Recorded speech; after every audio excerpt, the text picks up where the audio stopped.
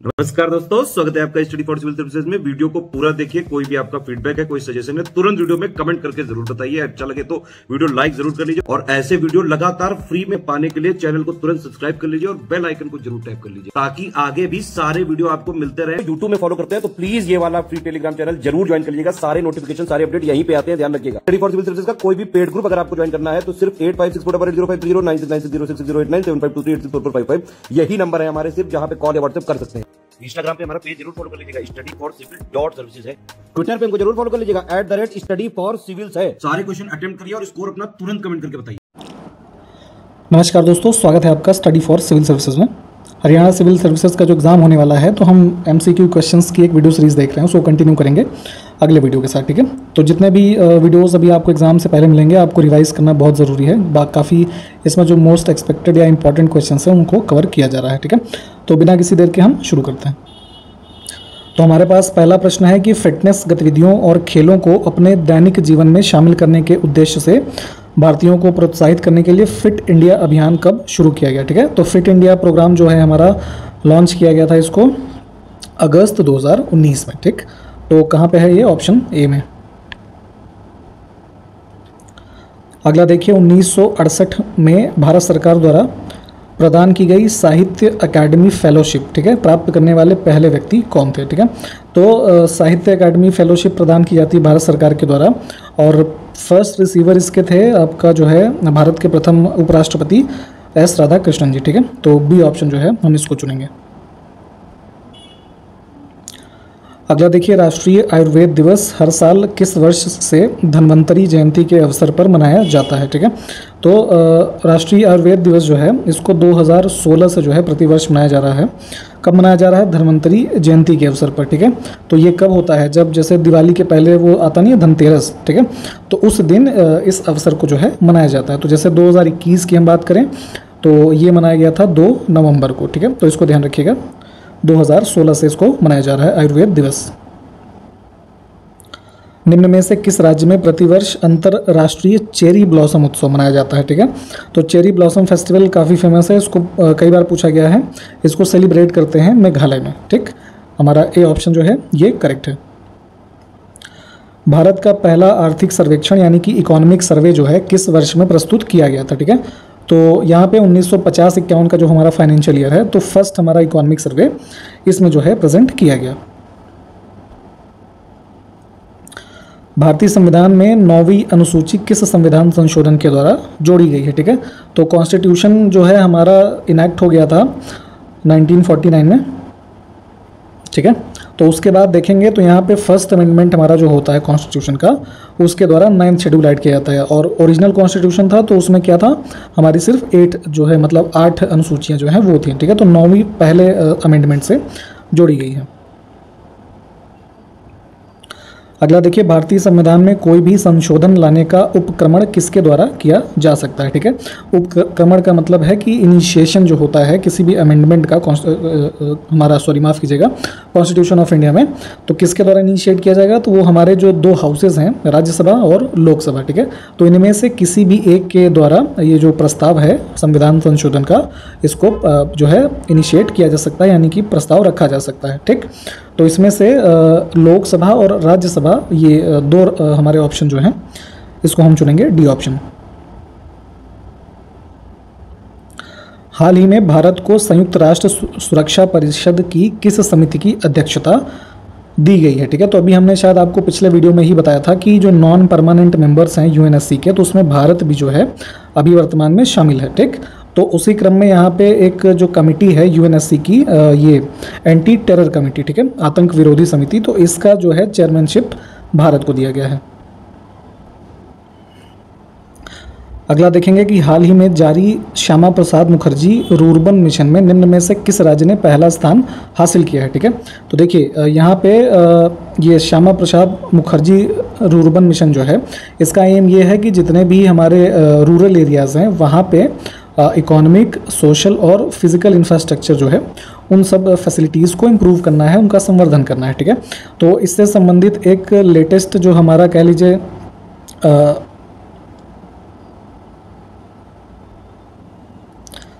Rankings में performance के मामले में यहाँ पे जो सबसे फर्स्ट स्टेट रहा फर्स्ट पोजीशन पे वो है तेलंगाना, ठीक। तो ए ऑप्शन को चुनेंगे। अगला देखेंगे कि कदमाई, ठीक है, यहाँ पे ये टर्म ध्यान से देखिएगा, कदमाई क्या है, ठीक है।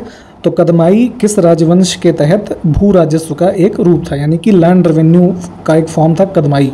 तो जो ये आपका चोला डायनेस्टी है ना, तो इस डायनेस्टी से संबंधित था कदमाई, ठीक। सी ऑप्शन को चुनेंगे। शास्त्रीय गायिका गिरिजा देवी हिंदुस्तानी शास्त्रीय संगीत के किस स्वरूप में पारंगत थी, ठीक है। तो गिरिजा देवी जो थी ये क्लासिकल सिंगर थी और संबंधित थी ये ठुमरी से, ठीक है। तो यहाँ पे हम जो है सी ऑप्शन को चुनेंगे। अब इसमें से देखिए कौन सा जो ये इंस्टीट्यूशन है या ऑर्गेनाइजेशन है कह लीजिए, तो इन्होंने महिलाओं की सुरक्षा पर केंद्रित कार्रवाई के लिए एक इनिशिएटिव शुरू किया है जिसका नाम है मेरी सहेली, ठीक है। तो ये इनिशिएटिव है सिक्योरिटी ऑफ वुमेन्स के लिए इंडियन रेलवेज का, है ना। ए ऑप्शन करेक्ट होगा। निम्नलिखित में से किस झील का निर्माण नवपाषाण काल के दौरान उल्का पिंड के प्रभाव से हुआ था, ठीक है। तो नियोलिथिक एरा में माना जाता है कि जो है एक मेटेरॉइट के जो है यहाँ पे कह लीजिए फॉल से लेक का निर्माण हुआ था, लोनार लेक, जो कि कहाँ पे है, महाराष्ट्र में, ठीक। तो सी ऑप्शन करेक्ट है। निम्न में से किस खेल को 2024 के पेरिस खेलों में पदार्पण करने के लिए आधिकारिक ओलंपिक खेल के रूप में पंजीकृत किया गया है, ठीक है। तो नेक्स्ट हमारे जो ओलंपिक्स होने वाले हैं यहाँ पे रजिस्टर किया गया है एज अ स्पोर्ट किसको, ब्रेक डांस को, ठीक है। तो ये 2024 के गेम्स में इसको जो है मतलब खेला जाएगा, ठीक। तो बी ऑप्शन करेक्ट है। गुप्त राजवंश का वह पहला शासक निम्न में से कौन था जिसने महाराज अधिराज की पदवी धारण की थी, ठीक है। तो आपने पढ़ा ही होगा कि टाइटल्स अज्यूम करते थे जो किंग्स और रूलर्स होते थे। तो महाराजा अधिराज की जो यहाँ पे टाइटल अज्यूम किया गुप्ता डायनेस्टी में, ये चंद्रगुप्त ने किया। अगला देखें कि नागझीरा टाइगर रिजर्व निम्न में से किस राज्य में स्थित है। तो देखिए हरियाणा में जितने भी नेशनल पार्क्स हैं, है ना, वाइल्ड लाइफ सेंचुरीज़ हैं और टाइगर रिजर्व्स अगर हैं, ठीक है, तो इन सब की लिस्ट आपको एकदम याद होनी चाहिए। इनसे ज़रूर क्वेश्चन पूछे जाने की संभावना है, ठीक है। अभी हाल ही में जैसे कि कई सारी चीज़ें जो है नेशनल रिकॉर्ड्स में सम्मिलित की गई थी, तो इस वजह से भी ये चर्चा में रहा था, तो ध्यान रखिएगा। फिलहाल यहाँ पे हम जो है ऑप्शन ए को चुनेंगे। निम्न में से कौन सा एक सरकारी घाटे का मापन नहीं है, ठीक है। तो जैसे गवर्नमेंट का कोई डेफिसिट होता है ना फाइनेंसिंग की, तो उसके मीजर्स जो होते हैं उसमें प्राइमरी डेफिसिट, रेवेन्यू डेफिसिट और फिस्कल डेफिसिट जो है ये पार्ट है। रेवेन्यू एक्सपेंडिचर जो है this is not an measure of deficit, ठीक है। तो इसको हम चुनेंगे। यहाँ पे हमको देखना है कि निम्न में से कौन सा युग्म सही सुमेलित नहीं है, ठीक है। तो यहाँ पे देखिए कुछ ऑर्गेनाइजेशंस हैं और उनके जो फाउंडर्स हैं वो संबंधित जो थे उनके नाम लिखे हुए हैं। तो यहाँ पे सुमेलित नहीं है हमारा ऑप्शन डी, ठीक है। स्वराज पार्टी के लिए लिखा है राजेंद्र प्रसाद, जो कि गलत है। स्वराज पार्टी की फाउंडेशन से संबंधित थे CR दास और मोतीलाल नेहरू, ठीक है। बाकी के सब पेयर सही हैं, देख लीजिएगा एक बार। कौन सा अमेरिकी पत्रकार भारत छोड़ो आंदोलन के दौरान महात्मा गांधी के साथ था, ठीक है। तो यहाँ पे बस नाम ध्यान रखिएगा, इतना ही पूछे जाने की संभावना होती है इसमें। इसका नाम था लुई फिशर, ठीक है। क्विट इंडिया मूवमेंट के दौरान जो है he was along with Mahatma Gandhi.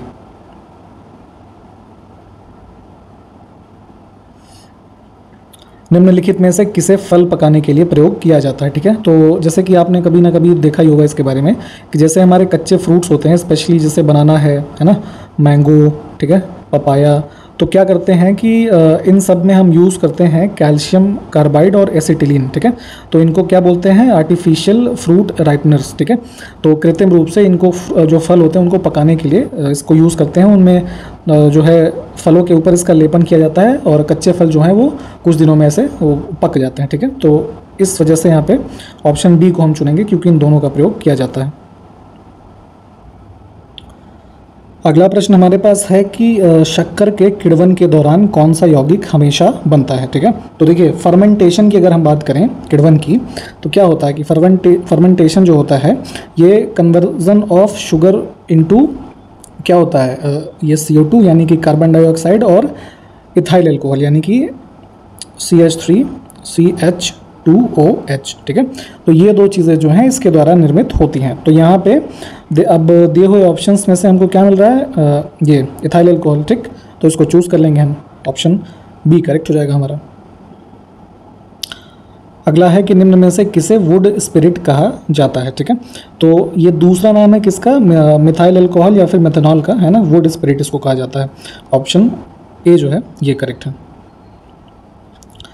अगला देखें कि क्लेमाइडोमोनस निम्न में से किसका एक उदाहरण है, ठीक है। तो हम जैसे एल्गी के बारे में पढ़ते हैं, तो एल्गीज के जो फॉर्म्स के अंदर आते हैं उसमें से ही एक ये होता है क्लेमाइडोमोनस, ठीक है।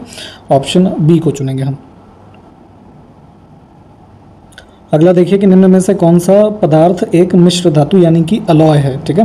तो यहाँ पे देखेंगे हमारे पास जो कांसा यानी कि ब्रॉन्ज होता है, ये एक मिश्र धातु है। किससे किससे बना होता है ये, आपका कॉपर और टिन से, ठीक है।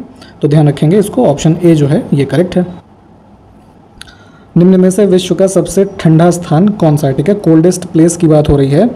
तो यहाँ पे टेम्परेचर जो है मतलब -80 से भी जो है कम होता है, और ये स्थान ये मतलब है रशिया में वर्क्योंस्क, ठीक है।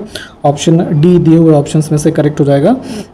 और कमेंट करके ये बताइए कि क्या इसके अलावा भी कोई ऐसा स्थान है जो दुनिया में सबसे ज़्यादा जो है कोल्डेस्ट प्लेस है। अगला देखिए, निम्न में से किस देश में भूमध्य सागरीय जलवायु पाई जाती है, ठीक है। तो मेडिटेरियन क्लाइमेट का कुछ जैसे फीचर्स होता है, आपने ज्योग्राफी में अगर पढ़ा होगा, जैसे कि यहाँ पे इक्वेटर से जैसे नॉर्थ और साउथ 30 डिग्री से 45 डिग्री लैटिट्यूड के बीच में, ठीक है। और कॉन्टिनेंट के जो वेस्टर्न मार्जिन है इसके साइड पे ये सब क्लाइमेट जो है, ये सब कुछ कैरेक्टरिस्टिक हैं किसकी, हमारी ये भूमध्य सागरीय जलवायु की, ठीक है। तो ऐसी जलवायु के बारे में अगर हम देखें तो किन किन देशों में इनमें से पाई जाएगी, तो साइप्रस, जॉर्डन, टर्की और इजराइल, ठीक है। तो इन सभी देशों में देखेंगे तो ये हमारी जलवायु जो है पाई जाती है। तो फिलहाल हम डी ऑप्शन को चुनेंगे, और इससे संबंधित जो फीचर्स हैं इसके बारे में पढ़िएगा जरूर, ठीक है, थोड़ा उससे क्लियर हो जाएगा। निम्नलिखित में से किस राज्य में जनजातियों के कल्याण के लिए एक मंत्री का प्रावधान किया गया है, ठीक है। तो किसकी बात हो रही है, ट्राइबल वेलफेयर मिनिस्टर की, ठीक।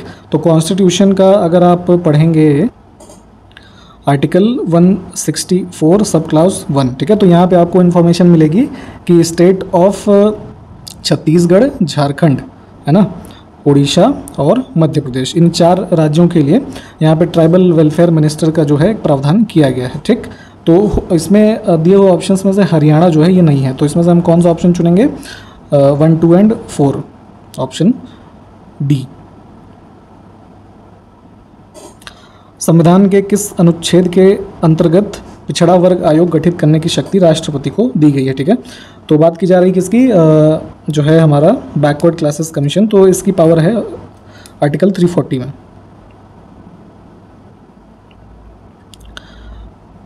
अगला देखिए कि 92वां संविधान संशोधन अधिनियम 2003 का जो था उसके द्वारा किस भाषा को संविधान की 8वीं अनुसूची में शामिल किया गया था, ठीक है। तो ओरिजिनल जो कॉन्स्टिट्यूशन था वो उसमें 8वां जो अनुसूची दिया गया किसका था, ऑफिशियल लैंग्वेजेस का, ठीक है। तो समय समय पे इस पे संख्या बढ़ाई गई है हमारी भाषाओं की, और वर्तमान में देखेंगे तो 22 भाषाएं हैं, ठीक है। तो 92nd अमेंडमेंट में इसमें ऐड किया गया है बोडो, डोगरी और संथाली, ठीक है। सिंधी नहीं है, है ना। इसमें एक लैंग्वेज और ऐड की गई थी इस अमेंडमेंट में, उसका नाम था ये बोडो, डोगरी, संथाली और मैथिली, है ना। तो इसमें से हम 1, 2, 3 ऑप्शन को चुनेंगे, ऑप्शन बी। निम्न में से कौन सी नदी विषुवत रेखा को 2 बार काटती है, ठीक है। तो इक्वेटर जो हमारा है 0 डिग्री, तो अफ्रीकन कॉन्टिनेंट में देखेंगे तो हमारा जो कॉन्गो रिवर है ना, तो इसको जो है बाइसेक्ट करती है 2 बार, ठीक। किन देशों में करती है ज़रा कमेंट करके बताएंगे क्या। दक्षिण अफ्रीका तथा नामीबिया के मध्य प्राकृतिक सीमा का निर्धारण कौन सी नदी करती है, ठीक है। तो हमारी जो 2 ये अफ्रीकन कंट्रीज़ हैं, साउथ अफ्रीका और नामीबिया, ठीक है। तो नेचुरल बाउंड्री इनके बीच में जो है दोनों कंट्री के बीच में ये है ऑरेंज रिवर। अगला देखिए मैप बेस्ड क्वेश्चन एक ये भी है। तो मैप बेस्ड जितने भी लेक वगैरह हैं या माउंटेन्स, ये सब चीज़ें मैप में एक बार देखा करिए, वहाँ से क्लियर हो जाता है। तो विक्टोरिया झील को किस देश की सीमा जो है स्पर्श करती है, हमें देखना है। तो यहाँ पे हम देखेंगे तो तंजानिया, ठीक है, ये टच करेगा आपका, युगांडा, है ना, फिर केनिया, मालावी जो है यहाँ पे ये नहीं होगा। तो 1, 2, 4 जो है इसको चुनेंगे हम। अगला है विक्टर ऑर्बन हाल ही में किस देश के चौथी बार प्रधानमंत्री बने हैं, ठीक है। तो ये चौथे बार जो है लगातार प्रधानमंत्री बने हैं हंगरी के, ऑप्शन सी। नीति आयोग के द्वारा एक एक्सपोर्ट प्रिपेयर्डनेस इंडेक्स जारी किया गया था 2021 में, ठीक है। तो किस स्टेट की किस प्रोडक्ट्स को एक्सपोर्ट करने की कितनी जो है कह लीजिए सूटेबिलिटी है, उसके पास क्षमता कितनी है, तो उस संदर्भ में एक्सपोर्ट प्रिपेयर्डनेस इंडेक्स में पहला स्थान पूछा जा रहा है हमसे, तो ये था गुजरात का, ठीक है। ऑप्शन ए जो है इसको चूज़ करेंगे हम। हरियाणा जो है इनमें इस रैंकिंग में किस रैंक पे था, क्या बता सकते हैं आप? इनमें से किसने हाल ही में स्विस ओपन 2022 के महिला एकल का खिताब जीत लिया है, ठीक है। तो यहाँ पे जो है स्विस ओपन में जीता है पीवी सिंधु ने, ठीक है। ऑप्शन सी जो है ये हमारा करेक्ट हो जाएगा। इसमें इन्होंने जो है यहाँ के थाईलैंड के प्लेयर को हराया था, ठीक, ये भी ध्यान रखिएगा। अगला देखें, उत्पादन लागत यानी कि फैक्टर कॉस्ट पर भारत की जीडीपी की गणना करते समय केंद्रीय सांख्यिकी कार्यालय कितने विभिन्न उद्योगों के प्रदर्शन का आकलन करता है, ठीक है। तो जो हमारा यहाँ पे देखेंगे फैक्टर कॉस्ट पर जो जीडीपी कैलकुलेशन होती है सीएसओ के द्वारा, ठीक, तो इसमें जो है हमारी 8 इंडस्ट्रीज जो हैं कवर की जाती हैं। ये कौन कौन सी हैं, ज़रा फटाफट कमेंट करके बताइए। अगला देखिए, चैतन्य जिन्हें श्री गौरांग के नाम से भी जाना जाता है, निम्न में से कहाँ के एक लोकप्रिय वैष्णव संत और सुधारक थे, ठीक है। तो ये थे संबंधित नादिया से, जो कहाँ है वर्तमान में, वेस्ट बंगाल, ठीक है। Option B. अगला है वारली चित्रकला, इनमें से किस राज्य के वारली जनजाति के लोगों द्वारा निर्मित आदिवासी कला की एक शैली है, ठीक है। तो एक ट्राइबल फॉर्म ऑफ पेंटिंग है वारली, जो कि संबंधित है स्टेट ऑफ महाराष्ट्र के जो ये वारली ट्राइब है इनसे, ठीक है। B option. निम्नलिखित में से कौन सा शहर यूनेस्को की विश्व विरासत सूची में सम्मिलित है, ठीक है। तो यहाँ पे जो हेरिटेज लिस्ट है यूनेस्को की, इसमें कई तरह की साइट्स होती हैं, तो उसी में सिटीज़ को भी इंक्लूड किया गया है। तो इसमें देखेंगे दिए हुए ऑप्शंस में से तो हमारा जो जयपुर है, this is included in the world heritage list. अगला देखिए कि किसी पिंड के संवेग को उसके निम्न के गुणनफल के रूप में परिभाषित किया जाता है, ठीक है। तो बेसिकली हमें पूछा यह जा रहा है कि momentum of body is defined as, तो किस किस का प्रोडक्ट होता है मोमेंटम। तो जैसे फिजिक्स में आपने पढ़ा होगा कि मोमेंटम को डिनोट करते थे पी से, ठीक है, P equals to M into V, ठीक है, मास इंटू वेलोसिटी, ठीक है। तो जहाँ पे एम मास है, वी वेलोसिटी है, तो जितना ही ज़्यादा आपका ऑब्जेक्ट का मास या फिर उसका जितना ही ज़्यादा वेलोसिटी होगा उतना ही ज़्यादा मोमेंटम होगा, ठीक है। तो यही रिलेशन हमसे पूछा जा रहा था, इसमें से हम जो है बी ऑप्शन को चुनेंगे। अगला देखें कि रियल जीडीपी यानी कि जो वास्तविक जीडीपी होती है किसी देश के कुल निम्न में से किसका माप है, ठीक है। तो जीडीपी हमारी संबंधित किससे होती है, इकोनॉमिक एक्टिविटीज़ से, ठीक है। तो जितने भी हमारा इकोनॉमिक प्रोडक्शन है देश का, that is known as GDP या फिर रियल जीडीपी, जो उसका एक मीज़र होता है उससे संबंधित है। अगला देखिए, जन्म साखी, ठीक है, जिसका शाब्दिक अर्थ है जन्म कथाएं। तो ऐसी रचनाएं जिनमें निम्न में से किसकी जीवनियाँ जो है वो प्रकाशित की गई हैं, ठीक है। जन्म सखी के बारे में हम बात कर रहे हैं, जन्म साखी इसको प्रोनाउंस कर रहे हैं, ठीक। तो इसमें किसकी बायोग्राफीज जो है वो इंक्लूड की गई हैं, तो ये गुरु नानक जी जो हैं इनको जो है इसमें प्रकाशित किया गया है। ये सिख धर्म से संबंधित हैं, तो ऑप्शन हम बी जो है इसको चुन लेते हैं। अगला देखिए कि नागरिकता अधिनियम इनमें से किस वर्ष में जो है आया था, यहाँ पे नीचे पहला आपको ऑप्शन दिखा देते हैं, ठीक है। तो संविधान के लागू होने के बाद से भारतीय नागरिकता के अधिग्रहण, निर्धारण और समाप्ति से संबंधित मामलों से जुड़ा हुआ है, ठीक है। तो कुल मिला के हमसे जो सिटीजनशिप एक्ट है, ये सबसे पहले कॉन्स्टिट्यूशन के बाद आया था 1955 में, ठीक है। यहाँ पे ए ऑप्शन को चुन लेंगे, ठीक। तो जिसमें क्या प्रावधान किए गए थे हमारे ये सिटीजनशिप के एक्विजिशन, डिटर्मिनेशन, टर्मिनेशन है ना, इन सब से संबंधित प्रावधान दिए थे, ठीक है। और अभी हाल ही में ये चर्चा में भी क्यों रहा था 1-2 साल पहले, जो इसमें सिटीजनशिप अमेंडमेंट एक्ट आया था 2019 में, ठीक है। तो ये इसलिए चर्चा में रहा था, तो इसको ध्यान रखिएगा। सिटीजनशिप एक्ट हमारा 1955 में था, उसी के बारे में पूछा गया था आपसे। स्वतंत्र भारत का पहला आम चुनाव निम्न में से किस वर्ष के दौरान हुआ था। ठीक है, तो जो कॉन्स्टिट्यूशन हमारा जब इनैक्ट हो गया तो उसके बाद 1951 से 52 के जो हमारा ईयर है, इस दौरान भारत का जो है पहला इलेक्शन कंडक्ट किया गया, जनरल इलेक्शन। ठीक है, तो उसके बाद जो 52 से हमारा जो एक पहली जो है इलेक्टेड गवर्नमेंट जो है उसके बाद अस्तित्व में आई। तो यहाँ से डी ऑप्शन को चुन लेंगे। निम्नलिखित में से कौन सी महासागरीय धाराओं की विशेषता नहीं है। ठीक है, कैरेक्टरिस्टिक नहीं है किसकी, ओशनिक करंट्स की। तो यहाँ पे देख लेते हैं, इसमें से ऑप्शन सी को हम चुनेंगे। लिखा है कि उनकी कोई निश्चित दिशा नहीं होती। तो ये स्टेटमेंट हमारा गलत हो जाएगा, क्योंकि आपने ओशनिक करंट्स के बारे में अगर पढ़ा होगा तो उनका एक सेट पैटर्न होता है जिसके द्वारा हम उनको मैप में देखते हैं। ठीक है, हॉट करंट्स या कोल्ड करंट्स जो हमारी होती हैं। ठीक है, तो बाकी के स्टेटमेंट इसके संदर्भ में सही हो जाएंगे। अगला देखिए कि सांप्रदायिक समस्याओं पर गांधी जिन्ना वार्ता के टूटने के बाद एक न्यायिक ढांचे में सांप्रदायिक मामले की जांच करने के लिए नवंबर 1944 में गैर दलीय सम्मेलन की स्थायी समिति द्वारा किस समिति को नियुक्त किया गया है। ठीक है, तो यहाँ पे कम्युनल मैटर्स पे एक जो ये हमारा कमेटी गठित की गई थी, यहाँ पे नॉन पार्टी कॉन्फ्रेंस की स्टैंडिंग कमेटी के द्वारा, ये थी सप्रू कमेटी। ठीक है, ऑप्शन ए जो है ये करेक्ट हो जाएगा।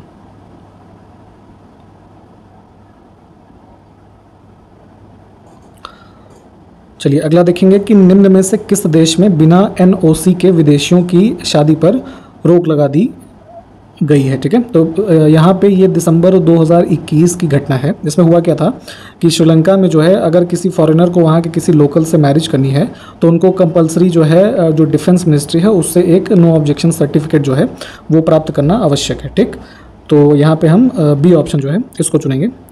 तो इसी प्रश्न के साथ अभी ये वीडियो समाप्त करेंगे। अगले वीडियो में मिलते हैं आपसे। नमस्कार, जय हिंद।